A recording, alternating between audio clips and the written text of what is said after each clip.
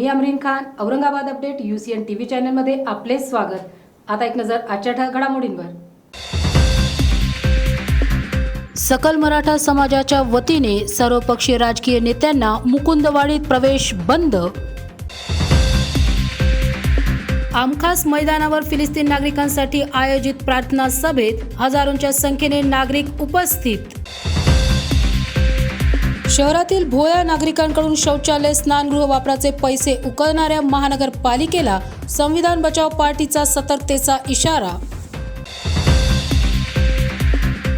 जड वाहनधारकांची बीड बायपास रोडवर सुरू मनमानी, RTO ऑफिसरने लक्ष देण्याची आवश्यकता। जालना रोड येथे जय हिंद लोक चळवळीची जिल्हास्तरीय बैठक आज संपन्न। आमदार प्रदीप जयस्वाल यांच्या हस्ते अयोध्या नगरी सिडकोत आरती संपन्न। आता सविस्तर बातम्या। सकल मराठा समाजाच्या वतीने मराठा आरक्षणाच्या मुद्द्यावरून मुकुंदवाडी येथे सर्व राजकीय पक्ष व नेत्यांना प्रवेश बंद करण्यात आल्याचे पोस्टर लावण्यात आले असून मराठा समाज बांधव मुकुंदवाडी येथील शिवाजी पुतळा येथे साखळी उपोषणास बसले आहेत। या सरकारला विनंती करतो की यांनी लवकरात लवकर आरक्षण द्यावे, कारण जे गोरगरीब विद्यार्थी आहेत की ते खरं हुशार आहेत, पण ते 2 मार्कांनी 3 मार्कांनी त्यांचा जे म्हणजे नंबर लागणार होतो किंवा पैशामुळे खूप काही जे मराठा समाजाचा मागासला होत चालला आहे। तर आज जर सर्वात जर बेकार स्थिती कोणाची असेल तर ती मराठा समाजाची आहे। आणि या पूर्ण मराठा आंदोलनामध्ये राजनगर मुकुंदवाडी येथील एक कावळे नावाच्या व्यक्तीने आत्महत्या केली। आपत भालगाव या ठिकाणी जे कुबेर नावाच्या व्यक्तीने आत्महत्या केली। असे बरेचसे गेवराई या ठिकाणी जो एक पवार नावाचा माणूस होता तो याला येताना तोही एक्सपायर झालेला आहे। या सर्वांचं मिळून जे पूर्ण महाराष्ट्रात ज्या आत्महत्या होत आहे की याने सरकारने लवकर गांभीर्याने घ्यावं व जे गोरगरीब मराठ्यांवर जो अन्याय होतोय, जे ग्रामीण साईडचे जे नुकसान होते ते फार विचित्र प्रमाणात होत आहे, तर तेही म्हणजे लक्षात घ्यावे। आणि यानंतर जर सर्वात जर मागं कोणता समाज असेल तर तो मराठा समाज राहील। तर त्याचंही सरकारने म्हणजे पूर्ण खाली ग्राउंड लेवलला अभ्यास करून त्याचा काहीतरी लवकर तोडगा काढावा व जर मनोज जरांगे पाटलांना जर या लढ्यात जर काही झालं तर याचे तीव्र प्रतिसाद हे पूर्ण महाराष्ट्राला भोगावे लागतील व पूर्ण भारताला भोगावे लागतील। त्यामुळे सर्वांना एक विनंती आहे की लवकर मराठा आरक्षण देऊ। आणि या सकल मराठा समाज मुकुंदवाडीने याला पूर्ण पाठिंबा दिलेला आहे। आणि मुकुंदवाडीतील सर्व मराठा समाजच नाही तर मुस्लिम समाजही आमच्यासोबत आहे, धनगर समाजही सोबत आहे, SC समाजही सोबत आहे। काल जी मीटिंग झाली तर ती एक आमच्या मुकुंदवाडीतील बौद्ध विहारामध्ये मीटिंग झाली व त्यांनी सुद्धा सपोर्ट दिला की आज सर्व करा। आणि आता असं विरोध कोणाचाही नाही आहे। तर त्या सर्व मुकुंदवाडीतील सर्व समाज आमच्यासोबत आहे। त्याचप्रमाणे मुकुंदवाडी, रामनगर, चिकलठाणा, संजयनगर, क्रांती चौक अशा पूर्ण संभाजीनगर शहरात ही आंदोलन चालू आहे। आणि शहरात तर चालूच आहे, पण त्याचप्रमाणे ग्रामीण साईडलाही खूप सारं आंदोलन चालू आहे। तरी मी हात जोडून विनंती करतो सरकारला की यांनी लवकर आरक्षण द्यावे व जे आमचे भाऊ जे आत्महत्या करत आहेत, जे पूर्ण महाराष्ट्रात जे आत्महत्या होते तर त्याला हे करावं। आजही शेकटा या ठिकाणी खूप सारा म्हणजे बंदोबस्त केला आहे। आणि हे जे आमच्या मुकुंदवाडीतील जे आंदोलन चालू आहे ते आंदोलन फार म्हणजे शांतचित्तेने चालू आहे। तर जर सरकारने जर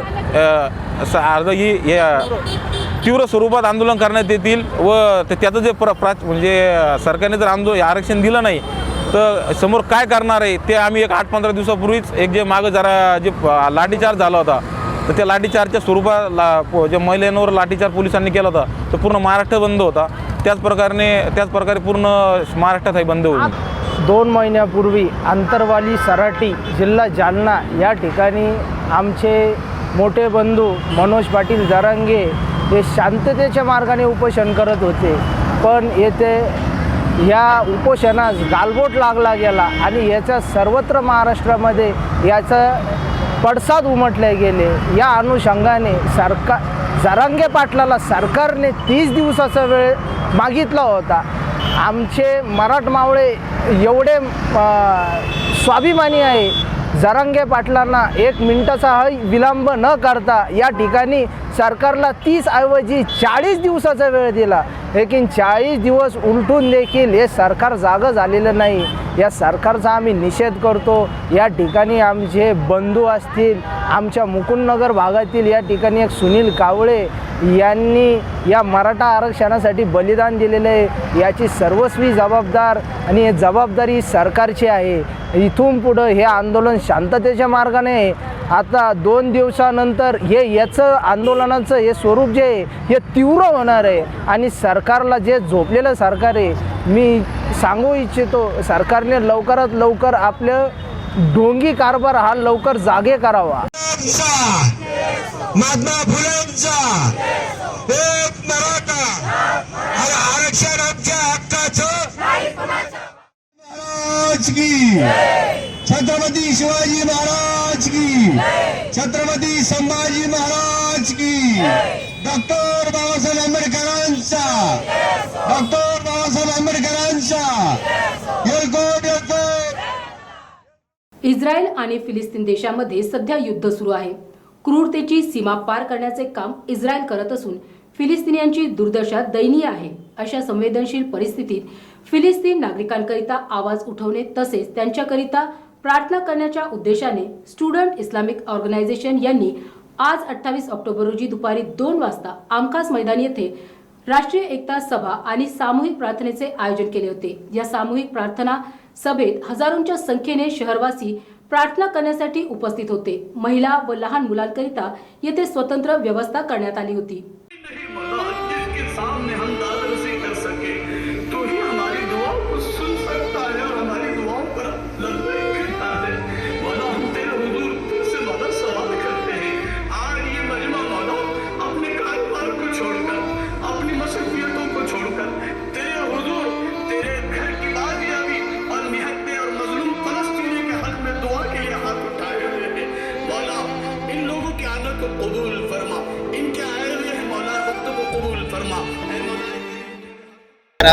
देखिए, सबसे पहले तो मैं भारत देश की निंदा करता हूं कि आज जब यूनाइटेड नेशंस के अंदर एक रेजोल्यूशन पास करने का निर्णय लिया गया कि जितने भी सिविलियंस है, आम लोग हैं, चाहे वो गाजा के अंदर हो या इजराइल के अंदर हो, उनके खतरे आम के ऊपर रोक लगाई जाए. उनको जो मारा जा रहा है, जो आम नागरिकों को मारा जा रहा है, उसके ऊपर रोक लगाई जाए. ये यूएन का रेजोल्यूशन था और उस रेजोल्यूशन के अंदर तकरीबन 45 ऐसे देश थे जिन्होंने एब्सटेन किया. पूरे साउथ एशिया के अंदर सिर्फ एक भारत देश है कि जिसने उसका समर्थन ना करते हुए यूएन के अंदर जो हमारा नुमाइंदा है वो वहां पर एब्सेंट रहा.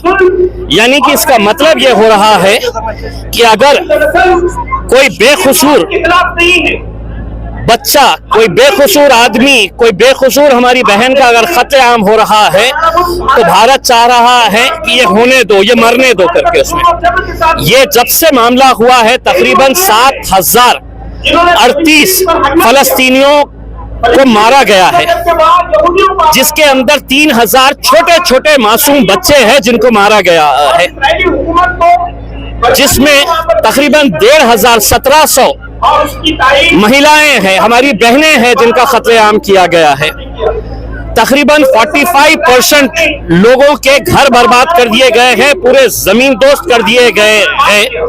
ऐसे 15 लाख लोग आज बेघर हो गए हैं और उनके लिए अगर यूएन के अंदर रेजोल्यूशन पास किया जा रहा है और इंडिया उसमें शामिल नहीं हो रहा है, उसका समर्थन नहीं कर रहा है, तो मेरे हिसाब से ये बहुत ही ज्यादा निंदनीय बात है.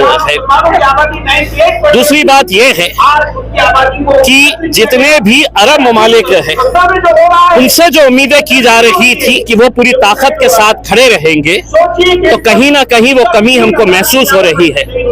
आज ये जो एहतजाज किया जा रहा है, ये जो इज्तिमाई दुआ का इंतजाम किया जा रहा है, यकीनन हम एक पैगाम दे रहे हैं कि फलस्तीनियों के साथ जो नाइंसाफी हो रही है, जो उनका कत्लेआम हो रहा है, वो फौरन रुकना चाहिए। हम फलस्तीनियों के साथ खड़े हैं और यहाँ पर जितने लोग इकट्ठा हुए हैं ये कोई एक जात के नहीं है, ये इंसान है और इंसानियत के लिए यहाँ पर इकट्ठा हुए हैं।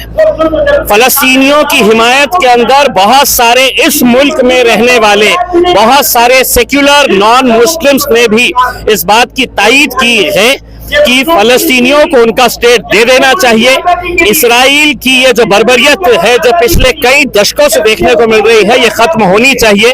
मैं औरंगाबाद की आवाम का तहे दिल से शुक्रिया अदा करता हूं कि आज उन्होंने यहां से एक पैगाम भेजा है अपने फलस्तीनी भाइयों को कि इस लड़ाई के अंदर तुम अकेले नहीं है, हम पूरी ताकत के साथ तुम्हारे साथ खड़े हैं। देखिए, रद्द नहीं किए थे, हम चाह रहे थे कि एक बुलंद आवाज के अंदर एक एहतजाज होना चाहिए।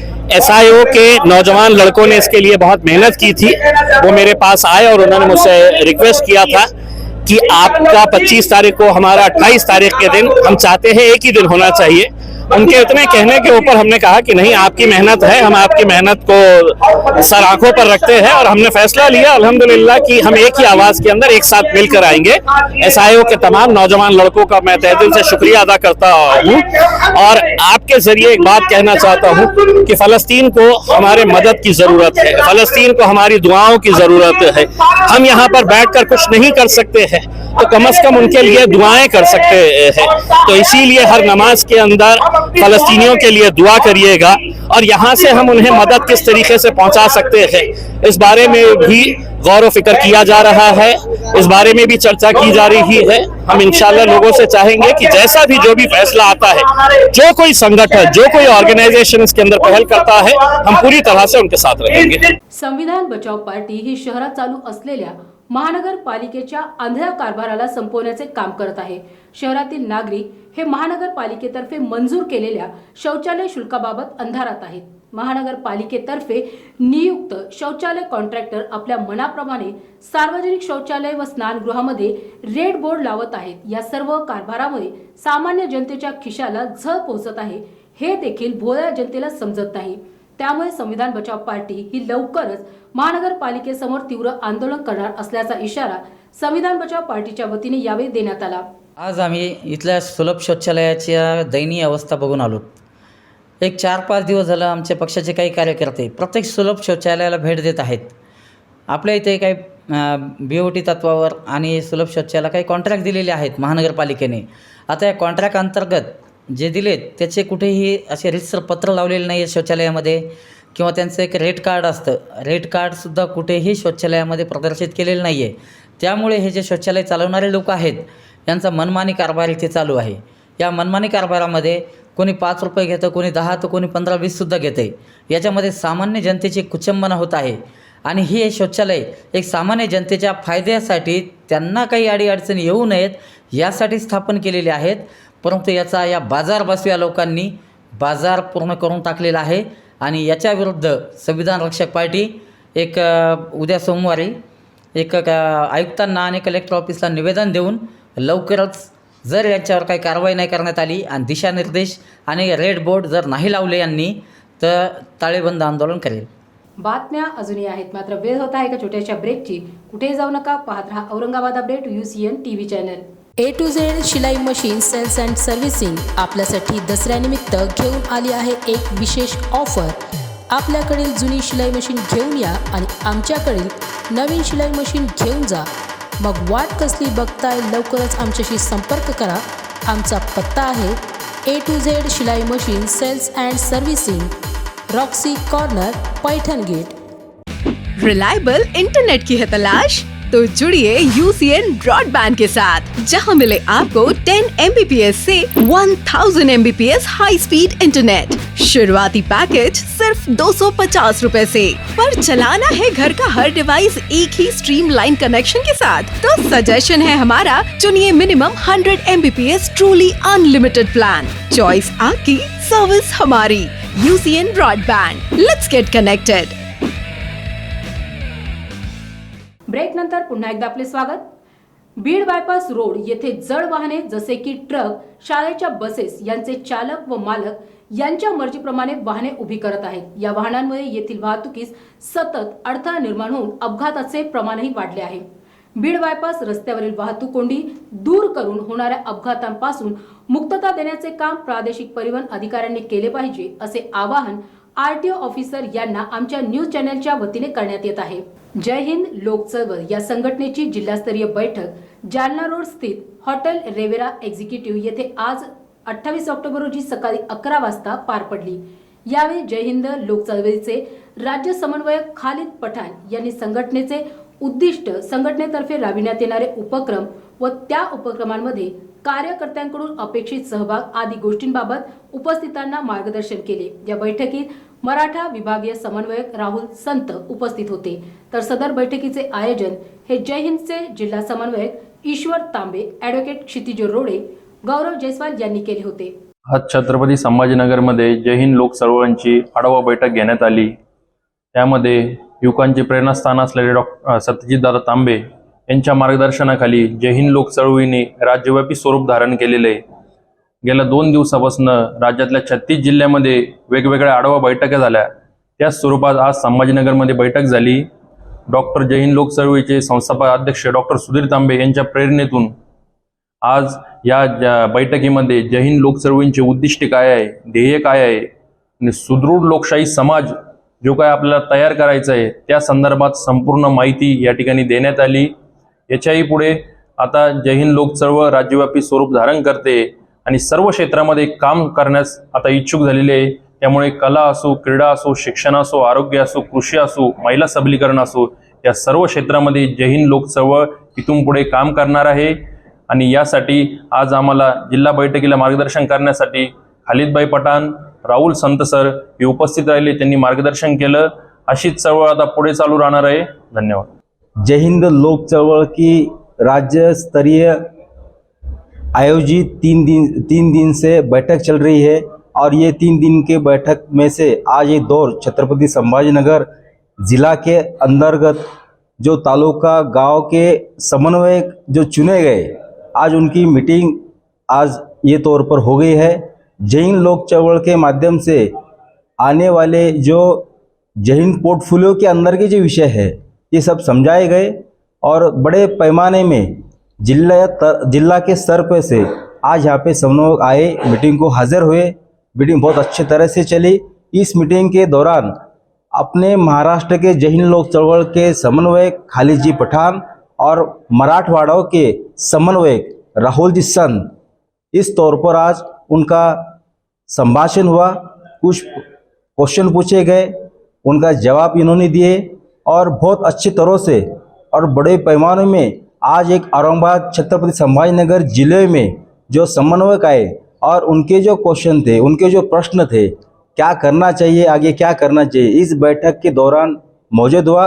और आने वाले दौर पर जय हिंद लोक चळवळ के माध्यम से जो कार्यक्रम होंगे, जो पोर्टफोलियो दिए जाएगा, वो जय हिंद लोक चळवळ के माध्यम से इस जिले पे पैमाने में आगे बढ़ेंगे. और ये बहुत बड़े पैमाने में पूरे महाराष्ट्र में मीटिंग शुरू है. आज ये दौर औरंगाबाद छत्रपति संभाजीनगर के शहर में ये मीटिंग अच्छी तरह से हुई. और इस मीटिंग उद्दिष्ट क्या है? और उद्दिष्ट ऐसा है, जय हिंद लोक चळवळ के माध्यम से उद्देश्य ऐसा है कि आने वाली पीढ़ी सदृढ़ लोकशाही, सदृढ़ समाज निर्माण करने का काम इस जय हिंद लोक चळवळ के माध्यम से होने वाला है. और इसके विषय ऐसा है, शिक्षण है, बेरोजगारी है, महिला सबलीकरण है, न्याय व्यवस्था है, कृषि है. और इस क्षेत्र में सबसे अच्छे काम करने वाले समन्वयक ये गांव जिले में जोड़कर जय हिंद लोक चळवळ के माध्यम से आने वाली इस पीढ़ी में काम करेंगे. मराठवाडा विभागाचे शिबिर आम्ही वेगळे ठेवणार आहोत. राज्यातील प्रत्येक जिल्ह्यात आम्ही येथे शिबिर ऑर्गनाईज करणार आहोत आणि यामध्ये सर्व आमंत्रित आहात. सर्व घटक, शेतकरी असतील, विद्यार्थी असतील, महिला असतील, डॉक्टर असतील, वकील असतील, इंजिनियर असतील, राजकारणी असतील, सर्व पक्षाचे लोक असतील, सर्व घटकांचा आम्ही इथे सर्वांना त्याचं स्वागत आम्ही करतो आणि सर्व लोकांचे आम्ही जे ट्रेनिंग शिबिर येणाऱ्या भविष्यात आम्ही घेणार आहोत. त्यासाठी आम्ही आज इथे जमलोय. दुर्गा माता महिला मंडळ नवरात्र उत्सव समिती N7 अयोध्यानगर सिडको येथे आमदार प्रदीप जयस्वाल यांच्या हस्ते आरती करण्यात आली. या मंडळाच्या अध्यक्षा संगीता कैलास राऊत या आहेत.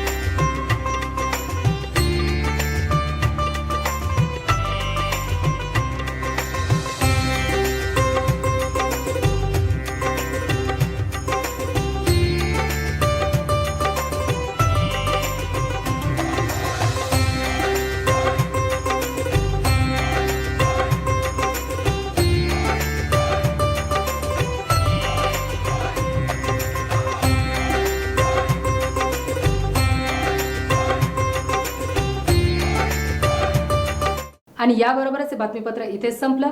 पुन्हा भेटूया पुढील बातमीपत्रात. तोपर्यंत पाहत रहा Aurangabad update UCN TV channel.